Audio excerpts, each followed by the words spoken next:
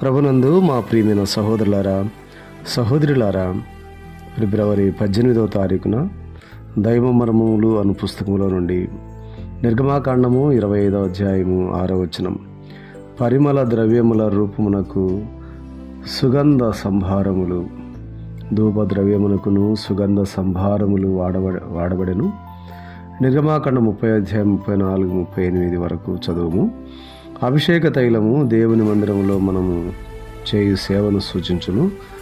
ధూపద్రవ్యము విశ్వాసుల హృదయములో నుండి దేవుని సింహాసనమునకు చేరు ప్రార్థనలను సూచించును. దేవుని ఆలయములో పరిశుద్ధ స్థలమునందు రాత్రింబవళ్ళు బంగారు ధూపవేదికపై ధూపద్రవ్యం మండుచుండవలెను. నా ప్రార్థన ధూపములను నేను చేతులెత్తుట సాయంకాల నైవేద్యములను నీ దృష్టికి అంగీకారములగునుగాక. కీర్తన 141వ అధ్యాయము 2వ వచనం. మనము దేవుని జతపని వారం గనుక మనం ఎడతెగక ప్రార్థించవలెను. ఈ భూమి మీద ఉన్నప్పుడు ప్రార్థనలకు జవాబు దొరకకపోయినప్పటికీ మనము పరలోకము చేరినప్పుడు మన ప్రతి ప్రార్థనకు జవాబు దొరుకును. మనము చేసిన ఏ ప్రార్థనయు వ్యర్థము కాదు. దేవుడి మాటలను దీవించునుగాక. ఆమెన్.